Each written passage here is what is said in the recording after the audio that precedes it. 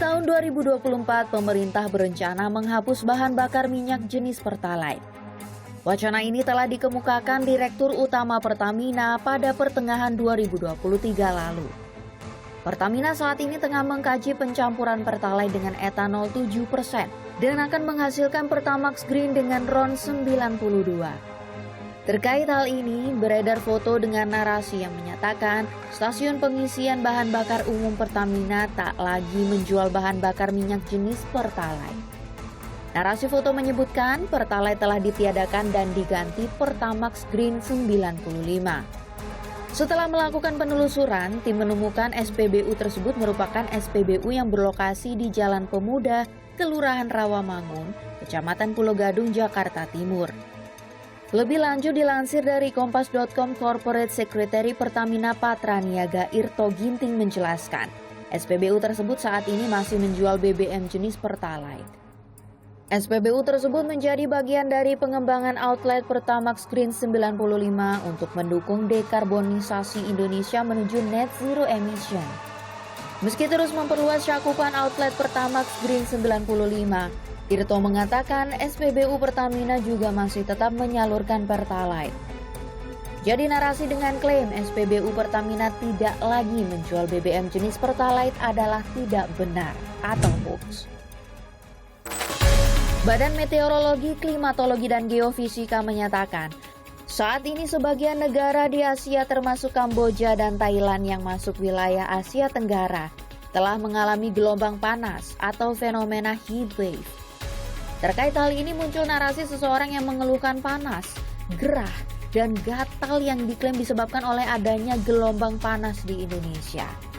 Namun berdasarkan penelusuran, tim menemukan gambar yang menjadi latar belakang narasi teks merupakan grafis situs AFP yang menggambarkan peta prediksi temperatur di sejumlah wilayah di Asia pada 30 April lalu.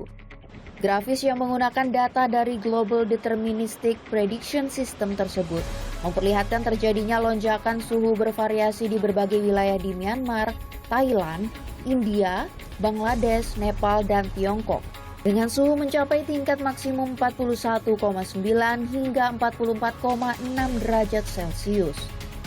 Lebih lanjut dilansir dari Kompas.com, BMKG menegaskan suhu udara yang terasa lebih panas di Indonesia saat ini bukan disebabkan oleh fenomena gelombang panas atau heat wave, melainkan karena wilayah Indonesia sedang dalam proses peralihan musim hujan ke kemarau.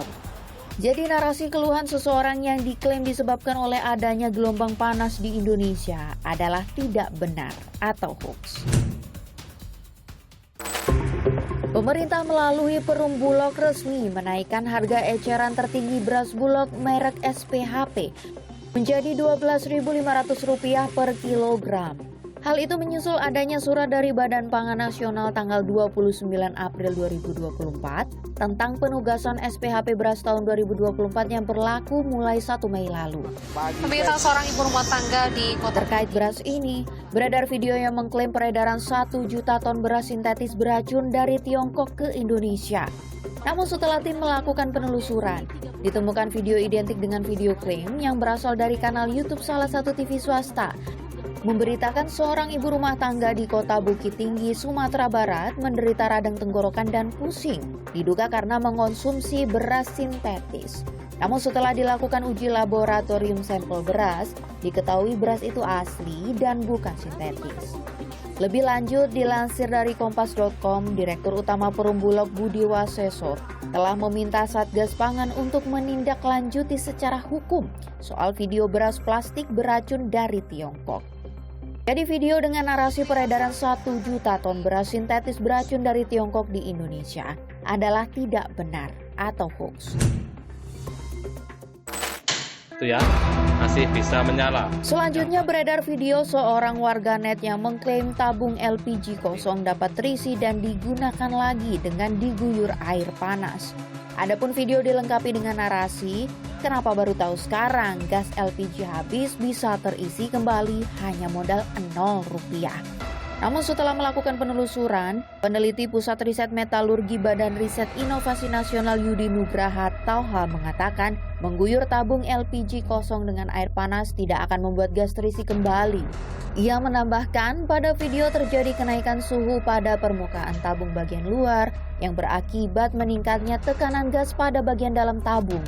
Kemudian gas yang berada di dalam tabung mengalir ke selang menuju kompor dan akhirnya kompor bisa dinyalakan lagi karena adanya sisa gas. Lebih lanjut ia menegaskan mengguyur tabung LPG dengan air panas secara berulang-ulang dalam waktu yang lama sangat tidak disarankan karena dapat merusak lapisan cat pada tabung dan mengakibatkan karat pada tabung. Jadi, video dengan narasi tabung LPG kosong dapat terisi dan digunakan lagi dengan diguyur air panas adalah tidak benar atau hoax.